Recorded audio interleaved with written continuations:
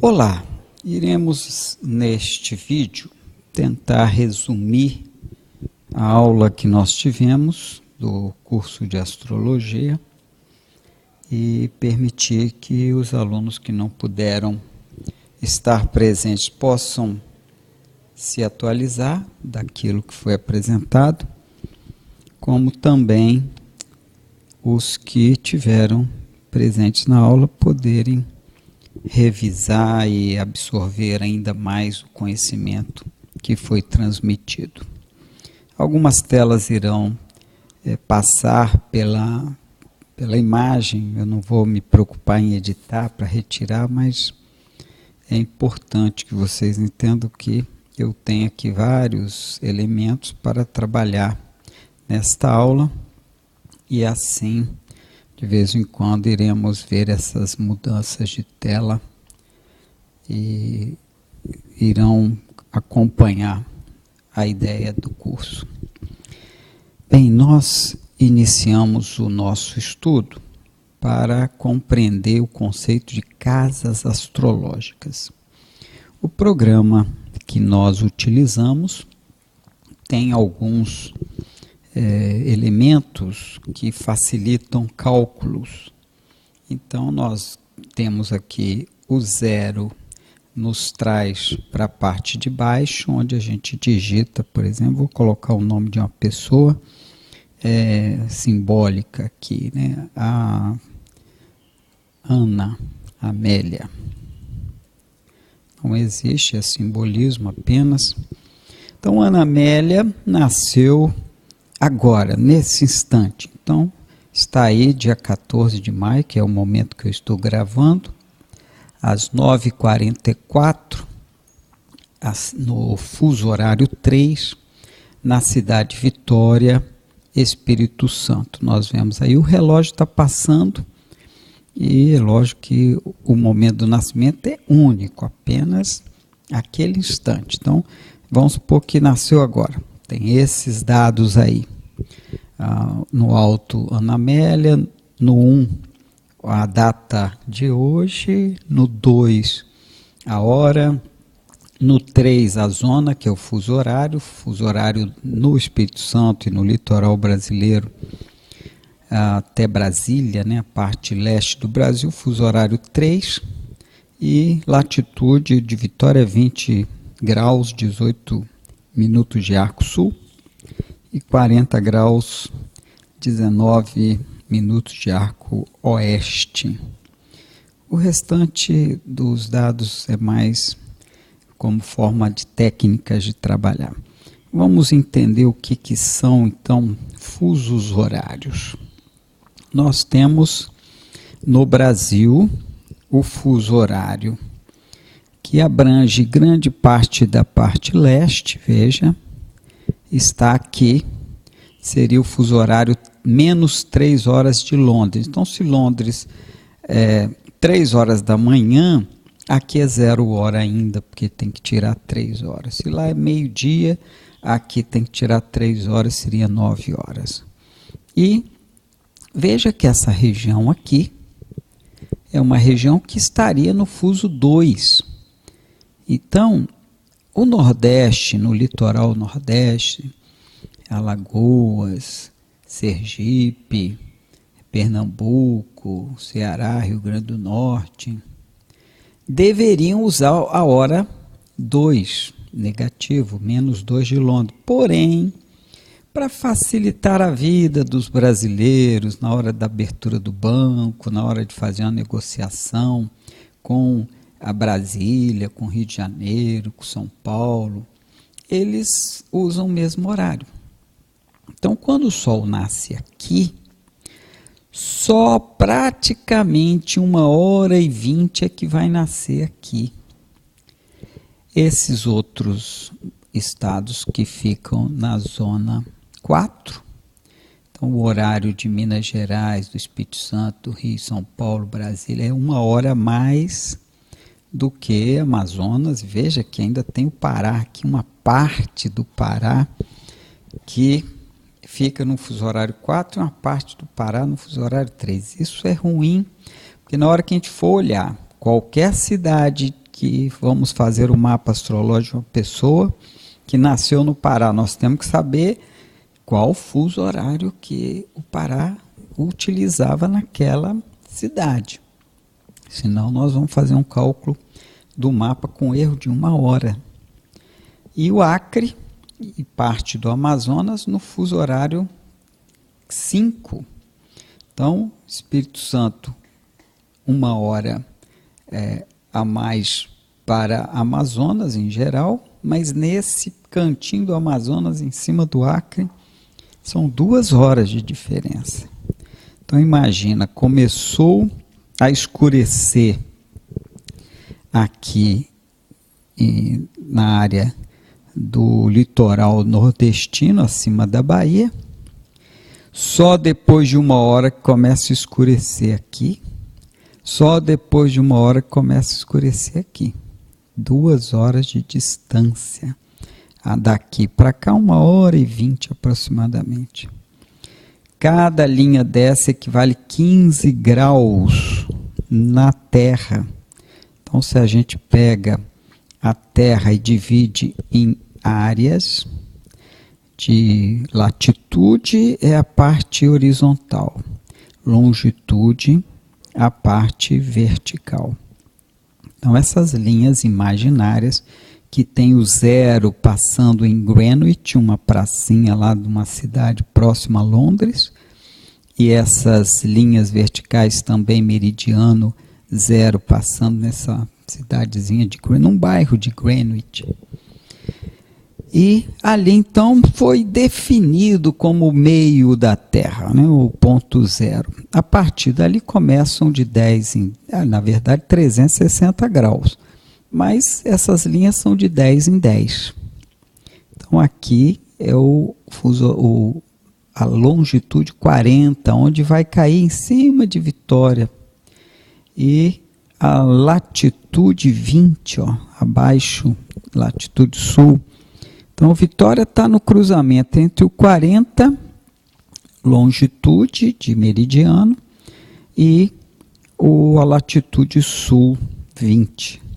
São Paulo está exatamente em cima do Trópico de Capricórnio, que caracteriza uma linha importante que nós vamos entender. Para cima, nós vemos o Trópico de Câncer.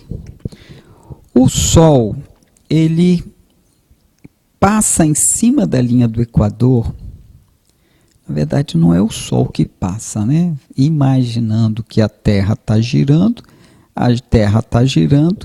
e num certo dia, apenas 2 dias no ano, é como se o Sol tivesse parado nessa linha aqui, e a Terra girando faria então um giro em cima dessa linha. É quando a sombra da pessoa ao meio-dia está, ou meio-dia não, porque o horário não é exatamente, depende do fuso horário que a pessoa usa. Então, quando o Sol está exatamente em cima da cabeça dele, ele não vai ter sombra, porque o Sol não vai estar fazendo sombra em função de estar em cima exato. Mas o Sol vai passando cada vez numa linha mais acima, chega aqui no último ponto, que é o Trópico de Câncer, que é quando inicia o signo de Câncer. Ocorre então ali, que é o verão para o hemisfério norte, o Sol está passando aqui em cima, e inverno para nós aqui, que estamos perto do Trópico de Capricórnio. Então, o verão deles, que é o início do signo de Câncer, o inverno nosso, que é o signo que estamos no signo de Capricórnio, no Trópico de Capricórnio. Quando o Sol começa, então ele passa lá 3 dias em cima daquele ponto lá e começa a voltar. Volta. Quando passa aqui de novo, é o início do outono para eles e a primavera para nós. Então a primavera é o momento em que ocorre o grande momento da passagem para o hemisfério norte. o dia vai ficando mais curto e a noite mais longa. Quando chega aqui nessa linha, chamado momento da traição, o Deus Sol sofre uma traição e a luz perde para as trevas. E aí começa então o momento da traição, onde cada dia que o Sol vai descendo para cá, até o Trópico de Capricórnio, a noite vai ficando cada dia mais longa e o dia cada dia mais curto. Para nós, ao contrário, nesse momento o dia começa a ficar longo, vai chegar um momento em dia 22 de dezembro aproximadamente, devido ao ano bissexto, essas coisas às vezes mudam um pouquinho, mas no máximo é um dia para o dia 21 ou dia 22. Então, dia 22 de dezembro, em geral, o Sol vai chegar aqui. Aí ele vai ficar 22, 23, 24, paradinho. Quando ele começa a voltar, aí inicia então o período chamado de, quando ele chega aqui, é o verão no Brasil, no hemisfério sul, e o inverno mais rigoroso para o hemisfério norte, principalmente que os países que são considerados mais, que desenvolveram a nossa cultura, no caso, os europeus, né, que eles estão acima do Trópico de Câncer. Então, o Sol nunca passa aqui em cima, o limite do Sol é aqui. Então, aqui em cima eles estão sempre vendo o Sol para o sul. E quanto mais o Sol vai baixando para o lado de cá, até o inverno deles e o verão nosso, que é o dia de Capricórnio, o dia que chega o signo de Capricórnio, eles estão muito mais frios e vendo o Sol muito baixinho na linha do horizonte. Enquanto que nós não, nós estamos vendo o Sol no topo, né, fazendo todo um calor que é o início de Capricórnio. Mas a astrologia foi criada por um povo que vivia aqui assim, ó, nessa região do Iraque, Irã, perto do rio Tigre e Eufrates, que foram uma grande planície, onde os caldeus desenvolveram ali a astrologia que a gente está estudando. E então, quando o Sol começa, fica aqui 3 dias. Lá de cima eles veem uma cruz no céu. O Sol morre na cruz. Essa cruz se dá, então, o Cruzeiro do Sul. Para nós, que é a constelação de Cruz, para eles. E, portanto, por 3 dias o Sol morre. Morre aonde? Na constelação de Cruz, que é quando eles, lá de cima, veem o Sol bem rente à linha do horizonte, e vem a constelação do Cruzeiro do Sul, para nós, Cruzeiro do Sul, bem em pezinha, coisa que para nós a gente sempre vê ela mais alta, mas para eles que estão lá do outro lado do hemisfério, eles vêm bem baixinha. E enquanto que a gente vê o Cruzeiro do Sul praticamente o ano inteiro, ele só vem em pé quando ela está em pezinha, a cruz está em pé, que é exatamente quando ocorre o período do Sol estar no Trópico de Capricórnio. De manhã cedo eles veem, antes do Sol nascer, a cruz, e falam, o Deus morreu na cruz. 3 dias depois, ressuscitou, começa a vir de volta para o norte. E ao ressuscitar, ele traz esperança de dias melhores, dias mais quentes, o dia começa a crescer, a noite começa a diminuir. E aí nasceu o Deus menino, o Deus Sol menino, que começa a voltar para dar luz ao povo lá que está sofrendo um frio muito grande. Quando o Sol passa exatamente na linha do Equador, voltando para o hemisfério norte, ocorre do dia e a noite ficar igual. E ocorre então o início da primavera no hemisfério norte. E a primavera no hemisfério norte é o signo de Áries.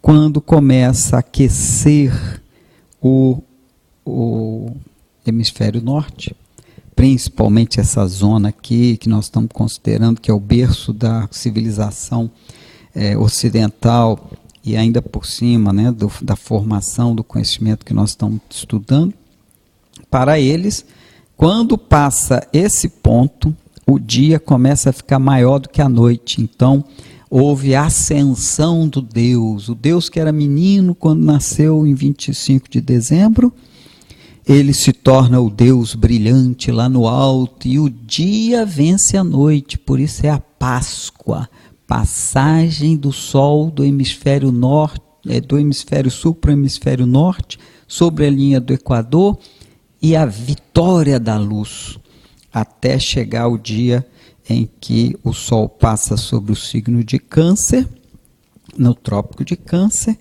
que é o dia mais longo para o hemisfério norte. Eles comemoram o dia de São João, muita festa, enquanto que para nós é a noite mais longa, a gente comemora a noite de São João, né? Noite de fazer fogueira, exatamente lembrando da noite e lembrando da falta do calor, porque é o inverno para nós. É lógico que o inverno para o Brasil, que fica numa zona maior parte intertropical, não é tão frio, mas a parte do Brasil que está mais abaixo da linha de Capricórnio, do Trópico de Capricórnio, é bem mais frio. Pois bem, então, estamos pensando aqui sobre a questão do tempo. Quando o Sol nasce aqui, 15 graus de longitude equivale a 1 hora. Então, quando o Sol nasce aqui só vai nascer 1 hora depois. Aqui só vai nascer 1 hora depois. E aqui 1 hora depois. Então, para cada 15 graus, é de 10 em 10 graus aqui, né? Então, quando nasce em Vitória, que nós estamos no fuso 40, ó, quando 1 hora depois vai nascer aqui, próximo de Brasília, um pouco para dentro de Brasília, né? Então, vamos entendendo essa questão dos fusos, né? Os fusos horários, por que a gente tem essa informação. Aí nós fomos ver o mapa astrológico da Ana Amélia, que eu brinquei aqui de chamar ela de Ana Amélia, né? Vamos ver aqui o mapa dela. Então, ela nasceu nesse dia que nós estamos calculando, e quando ela nasceu, o ascendente estava a 13 graus de Câncer.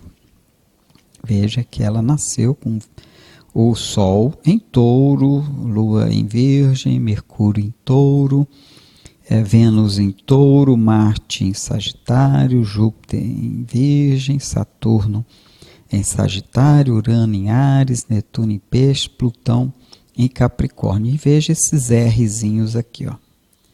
Os R's são planetas que estão em movimento retrógrados, estão andando para trás em relação ao movimento normal, que seria um movimento direto.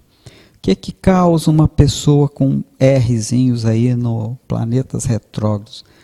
Há uma certa dificuldade da pessoa expressar a potencialidade daquele planeta. É como se a pessoa tivesse que ruminar primeiro antes de avançar. Então ela vai para trás, analisa o passado, checa tudo, vê se quer, se não quer, e aí quando demora muito, quando ela chega a se expressar, às vezes já passou muito tempo, aquilo já perdeu o sentido.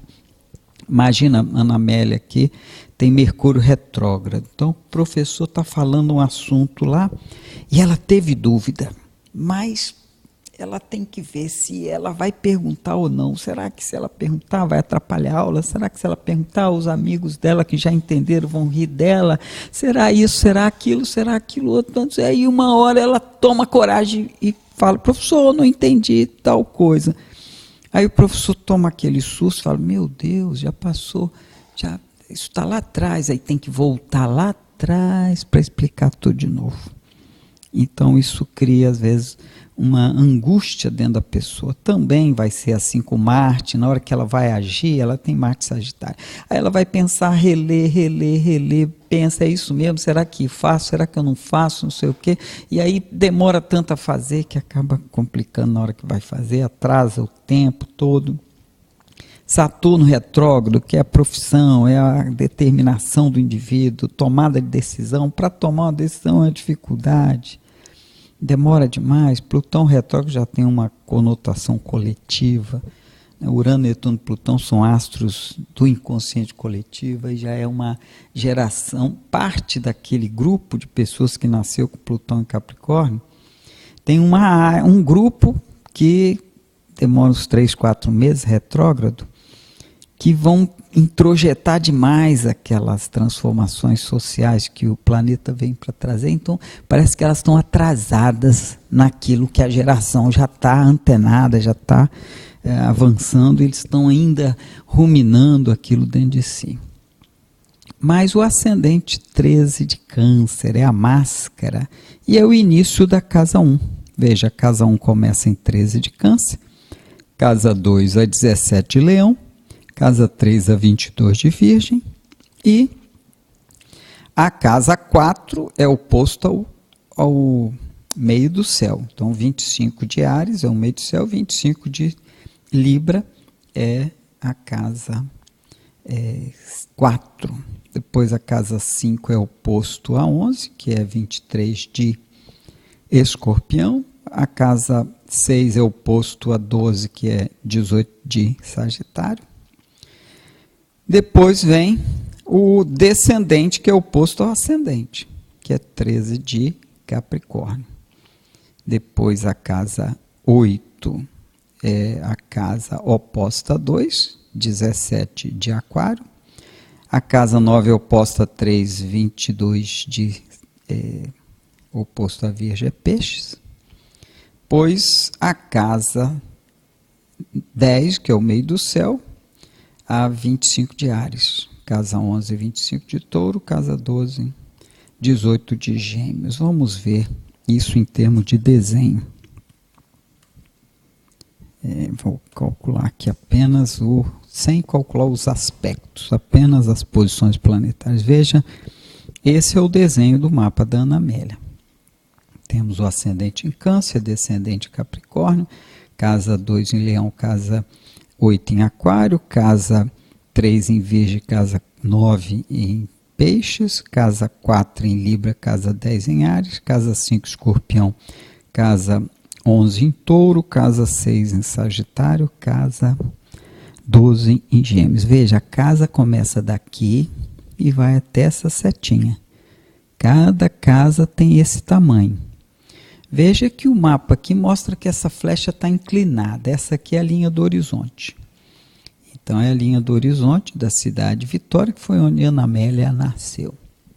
E o meio do céu estava em Áries. Mas por quê que está inclinado? Porque no momento que ela nasceu, para a gente ver a linha que o Sol ia passar exatamente em cima da cidade de Vitória, tinha que olhar um pouco em direção ao norte, por conta do Sol já está indo lá, já passou da linha do Equador, né? Então ele está, a gente para ver o Sol agora daqui de Vitória, a gente sempre vai olhar para o norte, por conta do Sol estar indo para o Trópico de Câncer. E assim, então, a gente vai entendendo um pouco melhor o desenho do gráfico.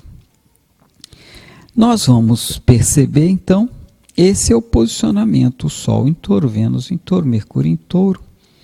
Mercúrio estava retrógrado, Saturno estava retrógrado, Plutão estava retrógrado, Marte estava retrógrado. Né? Então, é importante a gente entender isso. Outra coisa agora é calcular os aspectos.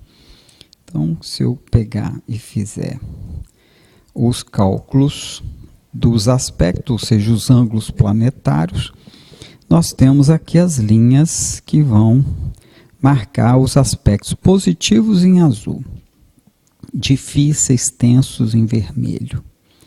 Então, Marte em conflito com a Lua é sentimento, Marte é ação, a mãe sempre contra a ação da criança. A mãe muito crítica, muito exigente, muito metódica. A Ana Amélia com Marte em Sagitário, precisa pensar muito antes de agir. Ainda tem que Marte está retrógrado, que amarra mais ainda as questões. É a Lua em Virgem, uma mãe muito técnica, muito crítica, muito exigente, muito meticulosa. Ela ainda nasceu com Júpiter em Virgem, que precisa entender demais, copiar a matéria, repensar, analisar, muito crítica, muito técnica, tem muitos planetas em Touro, uma teimosia, uma lentidão. Então, são aspectos da Ana Amélia. Só ela tem esse desenho do mapa, porque ela nasceu naquele momento exato que nós vimos ali o cálculo. Essa linha rosinha chama-se um ângulo de quincúncio, é um ângulo de 150 graus, que é um aprendizado que a pessoa tem que ter. Parece que ela está sempre tendo que dar conta dessa linha rosa aqui. A quadratura a gente não consegue corrigir, a gente sofre com ela a vida toda. Os ângulos harmônicos são harmônicos, a gente já faz facilmente, usa eles naturalmente. Já a linha rosa é assim, é um aprendizado que a gente vai fazendo, supera, aprende, aparece outra aprendizada, a gente vai superando de forma mais amena do que o aspecto de quadraturas. Quadraturas é realmente o nosso calo que a gente vai ter que lidar o resto da vida, temos que aprender a lidar com ele. Bem, mas nós entendemos depois que existem outros fatores muito interessantes, que é quando a gente desloca uma pessoa para um outro país. Então, a pessoa nasceu exatamente aqui. No caso, aqui um exemplo do Rio Grande do Sul, que eu tinha pronto. Então, essa pessoa nasceu com esse mapa aqui no Rio Grande do Sul. Veja que o ascendente estava em Escorpião, Netuno próximo do ascendente.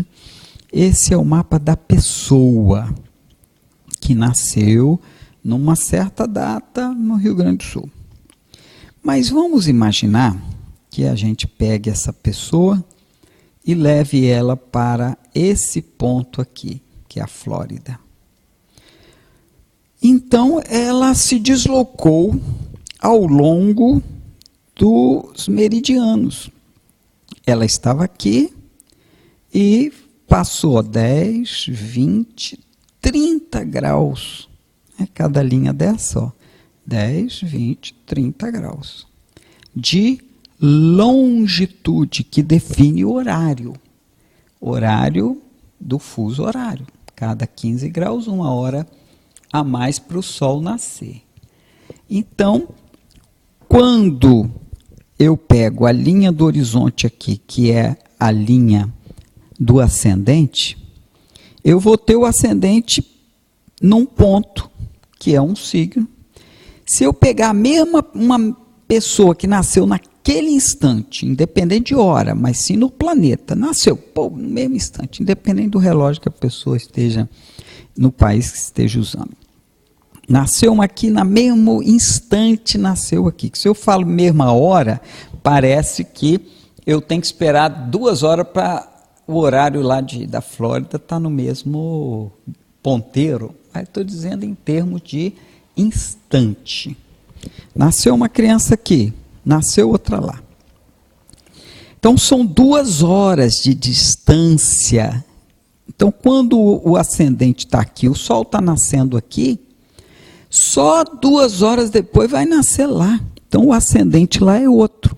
É o que nós vimos quando nós calculamos em Miami. Olha, 2 horas a menos o ascendente cai em Virgem. Veja que o ascendente dessa pessoa lá em Miami é Virgem. Então vejam que é apenas o deslocamento da linha do horizonte que tangencia o planeta Terra, porque o mapa astrológico não é com a Terra no centro, é a linha do horizonte da cidade em que a pessoa nasce, na superfície da Terra, apontando para o horizonte leste, que é o ascendente. Então veja, Netuno não estava juntinho do ascendente, ó. O ascendente foi passando e ele chegou aqui. Agora imagina uma pessoa que está viajando. Então ela sai daqui, pega o avião, vamos supor que o avião faça essa linha. A cada momento que o avião vai passando sobre esses pontos, esse mapa da pessoa vai subindo o ascendente. É como se ela estivesse mudando a cada instante que o avião se desloca de posicionamento do mapa astrológico. E aí, vamos que essa pessoa tenha uma Vênus muito ruim no mapa, muito pesada, muito difícil, e ela viaje para um lugar onde o ascendente cai exatamente sobre a Vênus. Ela está em viagem, de repente dá um problema nela, ela sente mal, comeu alguma coisa que foi servido, embrulhou, quer dizer, naquele instante ali, ela pode passar um momento esquisito de desprazer. Pode também lembrar de alguma coisa que trouxe para ela um desprazer, pode sentir ali uma coisa mal resolvida por conta de um aspecto astrológico.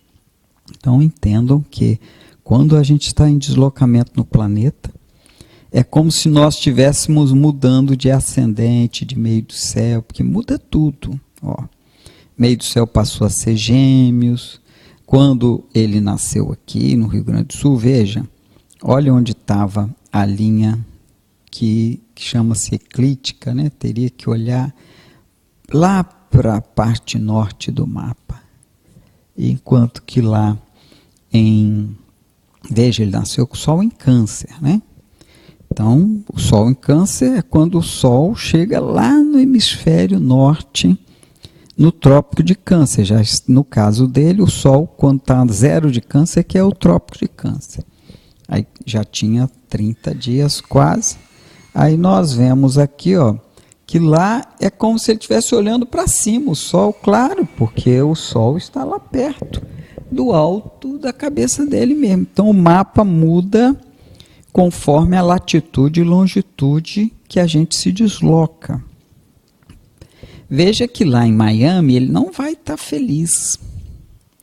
Ele vai estar incomodado com o emocional dele, o social. Mas ele tem grande oportunidade de desenvolvimento coletivo, de estar fazendo um trabalho coletivo, grupos, participar de atividades. Isso aí é uma característica. Quando ele vem para o Brasil, aí veja que o lado profissional dele é mais enfatizado. Mas ele é muito sensível, que ele é muito frágil, ele se torna uma pessoa às vezes confusa, uma pessoa sem objetividade clara, a pessoa que todos chegam perto dele querendo atenção. Então, assim, nós estudamos sobre o deslocamento do planeta. Agora vamos estudar sobre uma questão importante, que é o zodíaco e os regentes das casas, os regentes dos signos que se tornam regentes das casas. Por exemplo, o Sol rege Leão. Vamos pegar aqui no mapa desse exemplo de pessoa que nasceu aqui. Onde está Leão? Na casa 11. Então, a casa 11 dessa pessoa é regida por Leão. É regida pelo Sol. O Sol rege Leão. Então, no caso específico desse mapa, o Sol é regente da casa 11, porque casa 11 inicia em Leão. E o Sol, regente da casa 11, está na casa 10. Por isso é uma pessoa que tem uma necessidade muito grande de fazer amizades no meio profissional, para buscar a realização profissional. O regente da 11 na casa 10. O regente, por exemplo, de Câncer é a Lua. Então, Onde está o signo de Câncer? É o meio do céu. Meio do céu é metas, objetivos. A Lua rege a casa 10 dessa pessoa e a Lua está na casa 8, que é da sexualidade, do dinheiro, da administração do que é do outro. Então ele quer ser um profissional que se dedique a algo ligado às relações com o outro, a uma profissão que envolva administrar o patrimônio do outro, administração pública, administração de dinheiro. São características que estão presentes na natureza dele.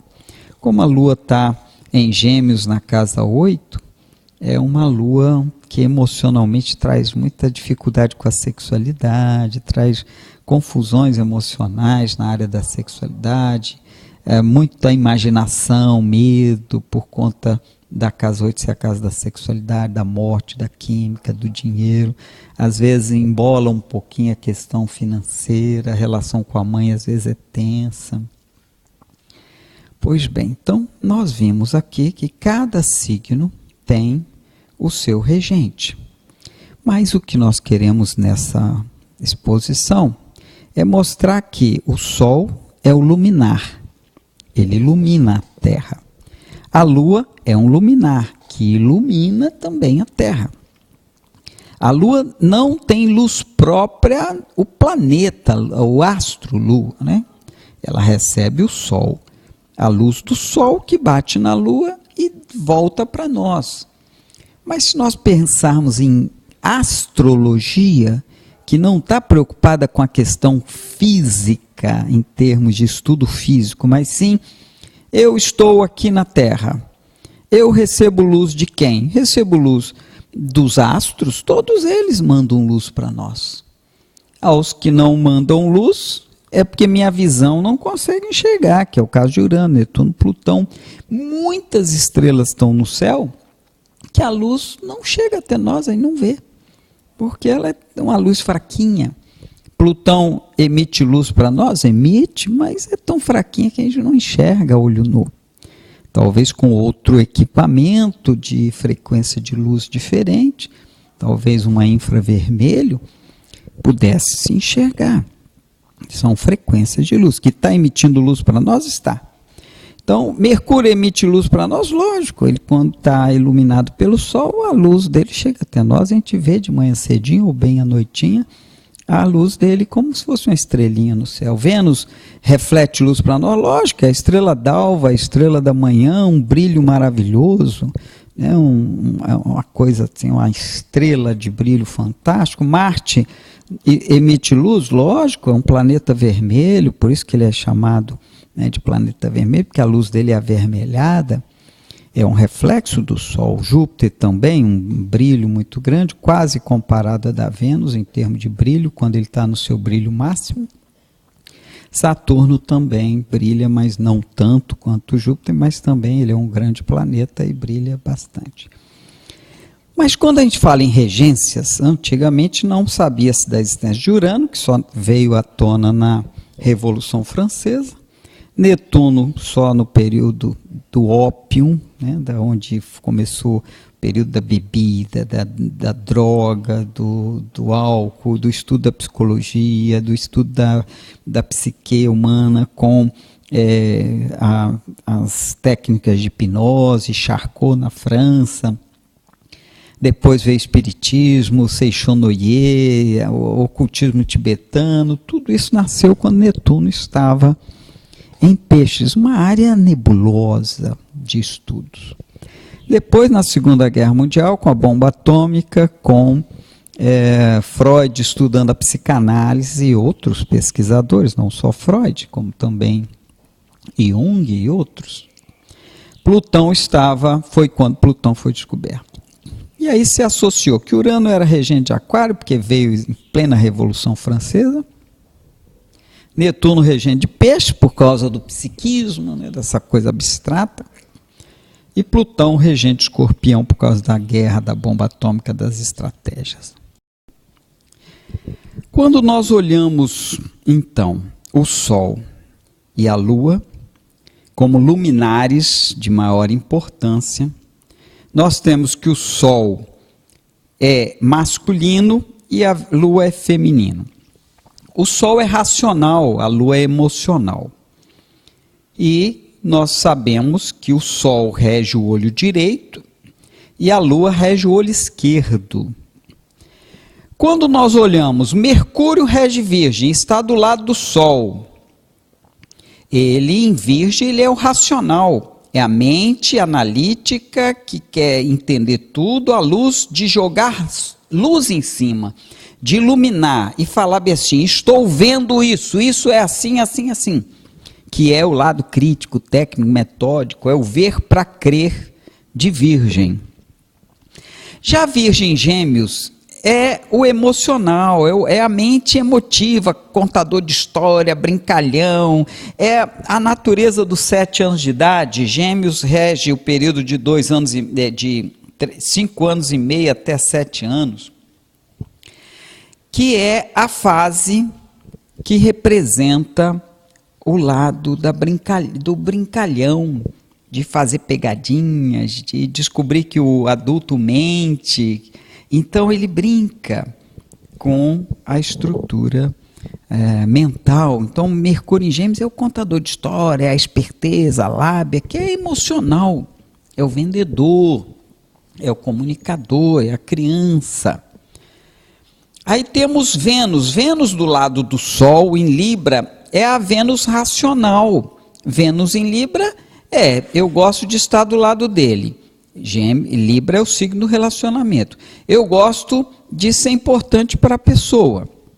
Eu gosto de estar em companhia, eu gosto de equilibrar, eu gosto de pegar e olhar, ouvir um lado, ouvir o outro e buscar o equilíbrio, o meio termo. Eu não quero que ninguém se torne mais importante que o outro, eu quero que todos tenham o seu valor. Então, Vênus em Libra é racional. O outro quer isso, eu atendo, porque assim eu sou importante para o outro. Esse é o sentido da Vênus, a Vênus estética. Já a Vênus em Touro é emocional, está do lado da Lua. Então, Vênus em Touro é a natureza que quer a posse, é meu, isso é meu, eu gosto disso, eu quero aquilo. A Vênus em Touro é o prazer, a gula, o desejo de ter a coisa para si, como se fosse apego. Então, tem a natureza do prazer emocional. Aí nós temos Marte em Escorpião, é a ação racional, está do lado do Sol. Só que aqui já começa a diminuir a força da luz, aqui é a energia dissipando dos luminares até Saturno, que é frio. Então veja, o Sol em Leão é alto verão lá para o hemisfério norte. A Lua já é o verão, mas é um verão chuvoso, um verão que começa a derreter os gelos, que derreteu o gelo já numa fase anterior, que foi em Peixes. Logo após o alto inverno, começa a derreter o gelo, e aí a Lua em Câncer já é a água brotando, a chuva caindo, do aquecimento do verão, da evaporação da água. E aí nós vemos que a presença de Marte em Escorpião é a ação masculina, é a sexualidade muito mais racional. Mas isso obscura na medida em que começa a escuridão, começa a entrar na fase de pouca luz, que é a fase de proximidade do inverno, onde a água congela. Aqui nós temos o outono começando em Libra, os casais se acasalando, buscando a relação com o outro, porque tem que se preparar para o inverno. E aí chega o inverno, ou a coisa já está bem gelada, a água começa a congelar, depois o fogo começa a ser escasso, aí vem o período mais frio, que é a passagem aqui do Sol sobre o Trópico de Capricórnio, que é em Capricórnio, mas é frio lá no hemisfério norte, como nós já vimos. Com isso, fica seco, não tem mais fogo, é frio, é seco, e tem que ter objetivo, tem que ter metas, porque senão não sobrevive. Não pode gastar comida, porque senão vai faltar. Então, é a frieza, é um momento de determinação. Depois vem o frio do inverno, ventania, aquele vento seco, que começa a derreter o gelo, que é aquário. Começa a derreter o gelo, quando chega peixes, o gelo começa a ser derretido, e aí começa a chegar o calor com a primavera. Aí a primavera, novamente, nós vamos encontrar o Sol passando em cima do Equador, da linha do Equador. Começa a aquecer a primavera, trazendo as flores, trazendo os campos, trazendo o brotar das sementes que foram fecundadas em Escorpião, guardadas no frio, e com o degelo começa a esquentar, e aí começa a brotar as sementes, começa a realmente aparecer as flores, os frutos, e chega a brisa agradável de Gêmeos, que vai nos permitir passear, sair, animar, né? Começa a animar a vida com a brisa gostosa da primavera, que aí vem as chuvas, as nascentes brotando, e o sol do calor maior, que é quando ocorre a fase quente, né, no hemisfério norte e frio no hemisfério sul. Então Marte é o racional em Escorpião, é estratégico, é objetivo, ele quer atingir a meta, então ele espera aquela meta para atingir, guarda o objetivo. E é a sexualidade intensa, né, visceral, porque é posse, é tomar. E Plutão rege Escorpião também, que é, na mitologia, ele quando desejava as coisas, ele ia lá e pedia, posso? Não posso. Então ele tomava, ele vestia o manto invisível e tomava aquilo que ele queria. Por isso o manto invisível são as estratégias que correm por trás dos bastidores. A gente não sabe, só vai saber depois que aconteceu, né? Já Marte em Áries, veja que está do lado da Lua, então é o emocional. É a paixão, é a belicosidade, é aquela coisa de visceral, mas é paixão pura, não tem estratégia, vai lá e consegue na marra, se não perde, aí é guerra, é briga. E ele está no início da primavera, que é o calor chegando, né, para poder animar a vida. Começa então uma fase emocional, de paixão. Quando nós vemos Júpiter em Sagitário, está do lado do Sol, que representa a racionalidade. Júpiter em Sagitário é o conhecimento das leis, é o saber, é a filosofia, o estudo dos livros, os estudos dos livros sagrados, os estudos das normas, dos grandes mestres, sempre pensando assim, eu sei e é assim que tem que ser. Então é algo racional, não aceitou essa visão, morre, ou vai ser preso, ou vai ser escravo. Então é uma influência de uma lei dura, madura, que é a chegada do inverno, né? É o último signo já frio, o fogo já está acabando, então se você gastar muita lenha, você vai morrer no inverno, então é uma coisa meio dura mesmo. Sagitário representa o julgador feroz, por isso a flecha, né? A flecha que é um alvo, um objetivo único, oposto a Gêmeos, que é a dualidade, tudo pode isso, pode aquilo, ouve os dois lados, sem muita imposição.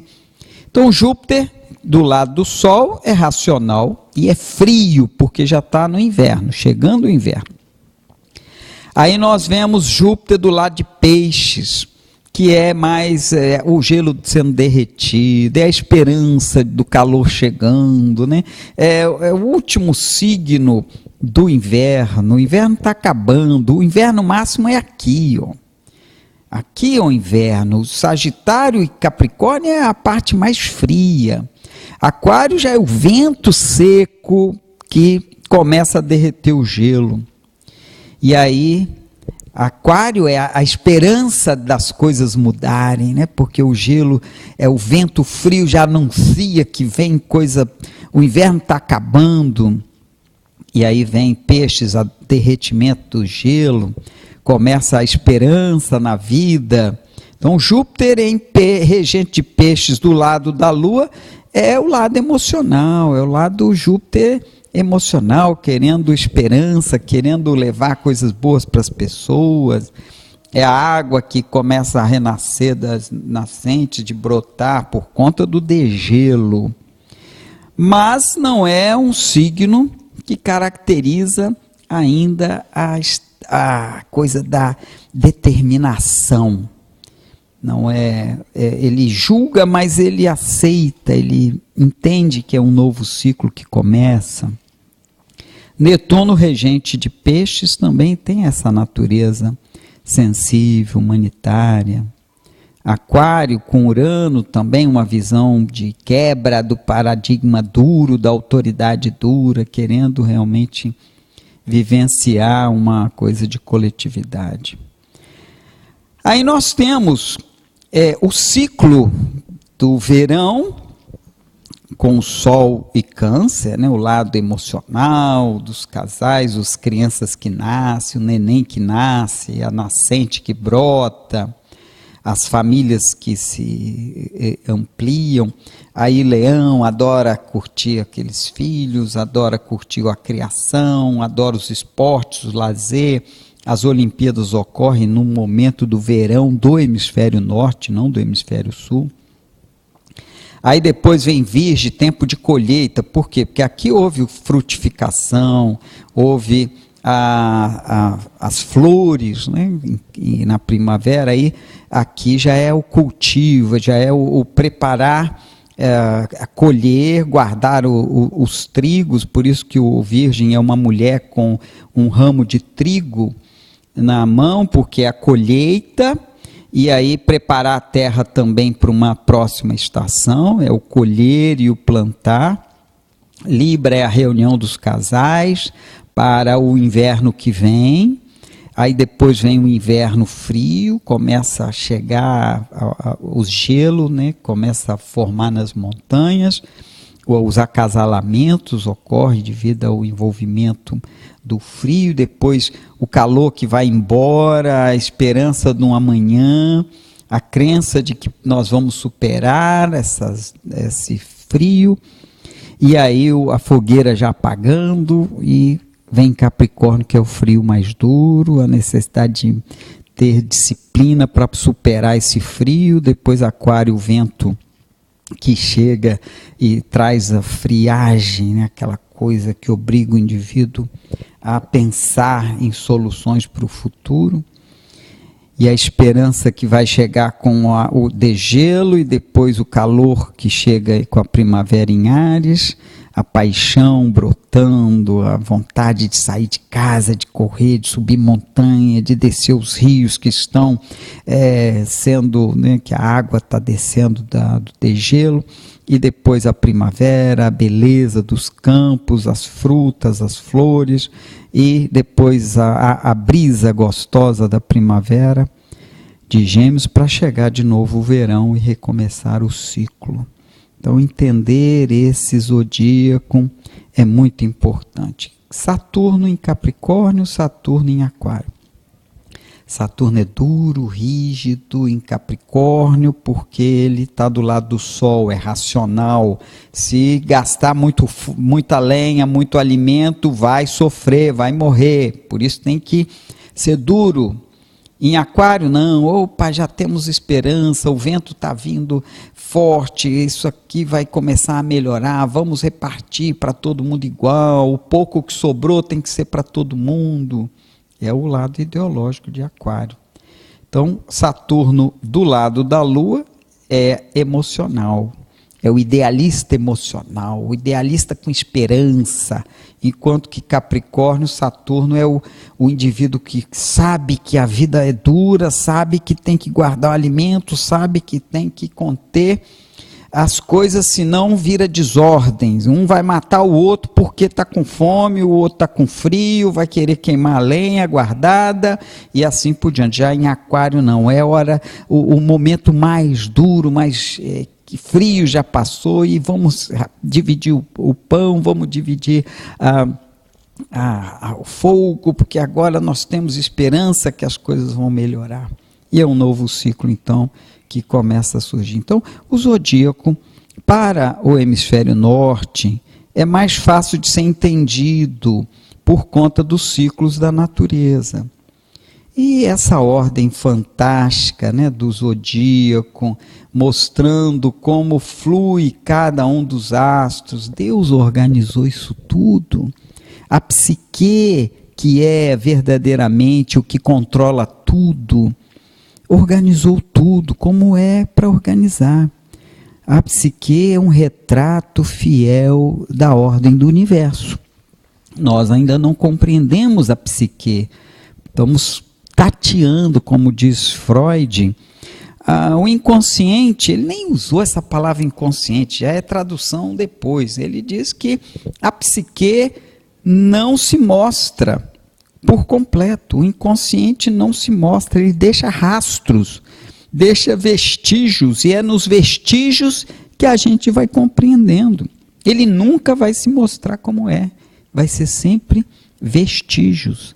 Assim como nós compreendemos Deus também, a gente percebe Deus por vestígios, por acontecimentos que parecem miraculosos.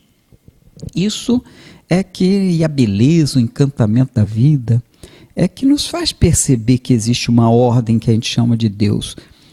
Freud vai chamar de inconsciente. Deus e inconsciente é a mesma coisa. Por quê?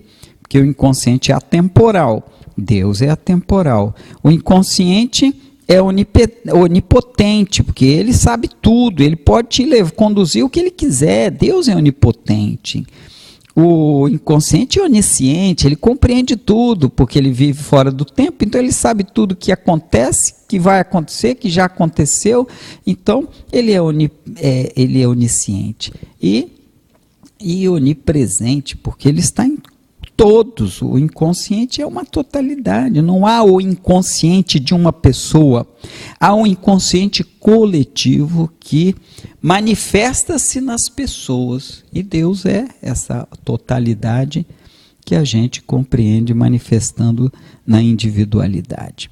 Então, este foi o estudo que nós fizemos, e a partir da compreensão dos signos, dos regentes, e pegando o mapa astrológico da pessoa, e obtendo então o regente do ascendente. Escorpião é regido por Marte e Plutão. Marte está na casa 7, Plutão está na casa 11. Essa pessoa tem uma necessidade muito forte de buscar coletividade, ações de amigos, transformar a sociedade, ser aquele ar frio que quer mudar a comunidade, e ao mesmo tempo a necessidade do outro, a necessidade de estar junto com as pessoas.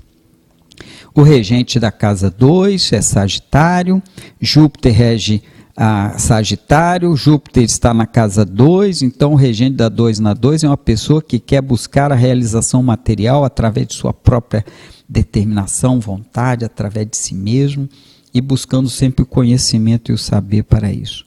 Casa 3 está aqui, então casa 4, casa 5, casa 6, casa 7, casa 8, 9, 10, 11, 12. Isso que a gente vai fazer ao longo do nosso curso. Pegar cada ponto desse e interpretar. Está em Câncer, por que significa isso? Onde está o regente, que nesse caso é a Lua? Está na 8, e assim vamos interpretando os mapas astrológicos ao longo do nosso trabalho. Então, é fundamental que a gente entenda esse movimento do zodíaco e a compreensão do céu como um todo. Agora, eu gostaria que a gente trabalhasse a questão do movimento retrógrado, muito importante. Esse é o mapa, é um programa que foi feito para poder a gente ver os astros dia a dia. Então, se eu pedir para o computador me passar o próximo dia, veja, aqui o próximo dia é o Sol e a Lua vão andando. Ó. A Lua está aqui, ó. A Lua está junto com Marte, no dia 3 de janeiro de 2016. No dia 4, a Lua já andou um pouquinho, ó, 12 graus aproximadamente por dia. Então, a Lua vai andando, olha, os astros vão andando e a Lua vai andando. Tá? Então, eu vou pedir para o computador fazer essa Lua ir andando dia a dia. Cada vez que pisca, a Lua anda 12 graus. Veja, então, que a Lua está em Capricórnio, junto com o Sol, Plutão, Mercúrio, ó, a Lua já passou. Mercúrio está andando aqui, ó, para trás. O Sol vai passar por ele, ó. Aqui, passou e está andando para trás, Mercúrio. Está ficando juntinho com Plutão. Ó, e a Lua está avançando.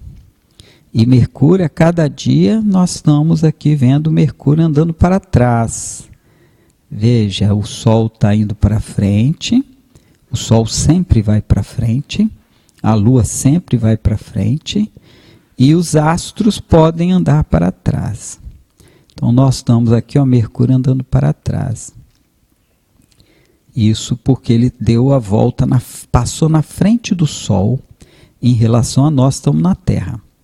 Então, passou na frente, quando ele estiver voltando para cá, ele vai passar atrás do Sol. Eu vou acelerar um pouco esse movimento. Veja, a Lua está andando de pouquinho em pouquinho, 12 graus por dia aproximadamente.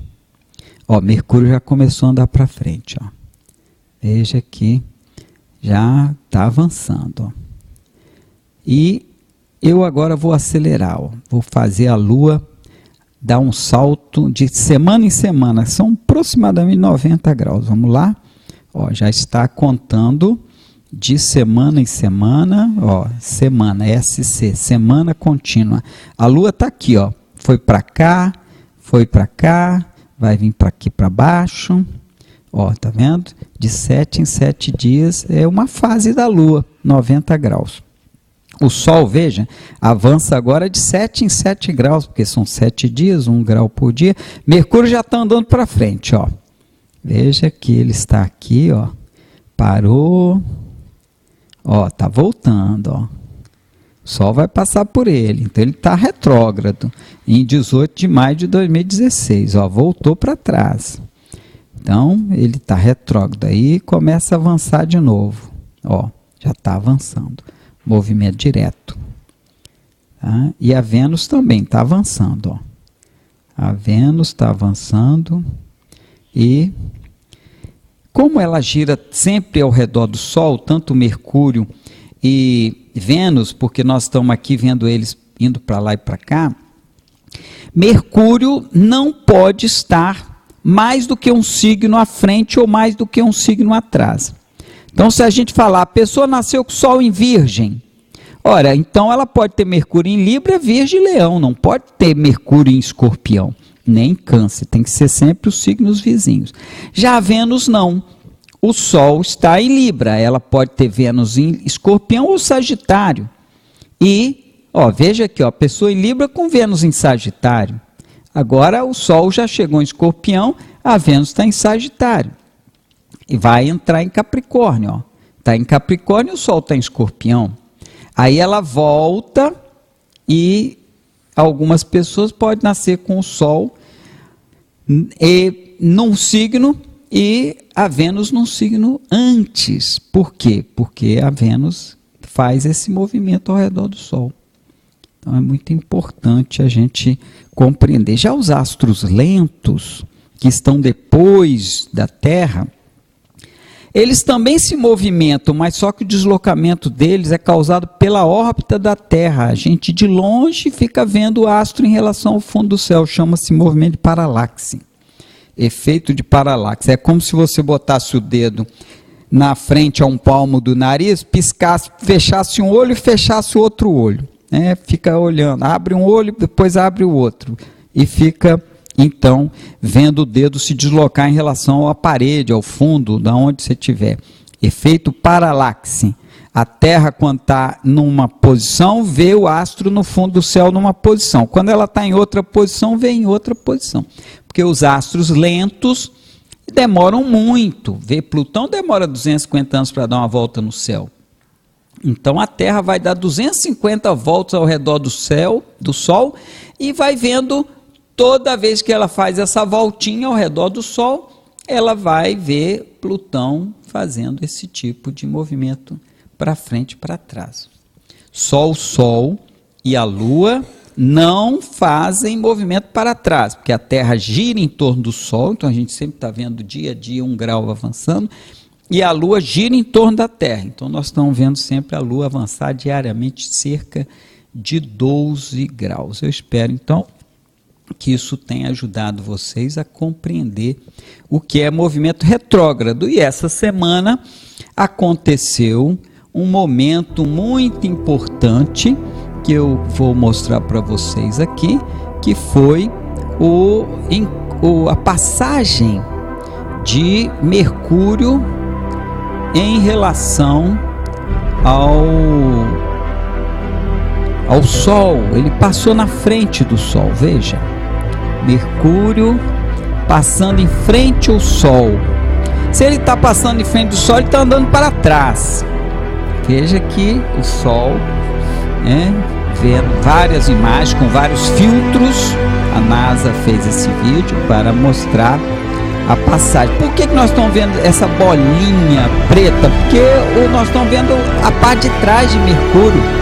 O Sol está iluminando a frente e nós estamos vendo a parte de trás dele. Por isso, então, a gente compreende a passagem de Mercúrio como essa bolinha preta na frente do Sol. Se Mercúrio tivesse luas, nós estaríamos vendo as luazinhas dele também, muito menorzinha, mas um telescópio, uma amplitude também poderia se permitir. No caso, quando é a Vênus, a gente vê a lua de Vênus, que a lua de Vênus, as duas luas de Vênus é Afrodite, né? E Eros e Afrodite, ou Harmonia, também. Afrodite é o nome da Vênus.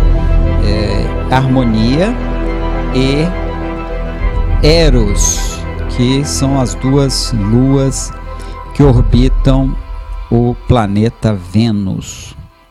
Então veja que neste momento em que a gente estava dando aula, na quarta-feira, 2 dias antes, Mercúrio passou em frente ao Sol e nós tivemos a possibilidade de ver essa imagem aí tão bonita dessas filmagens que foram feitas. Eu espero que esse trabalho ajude vocês a ampliar o horizonte de conhecimento da astrologia, fixação do saber astrológico, e vamos avançar que tem muita coisa para estudar.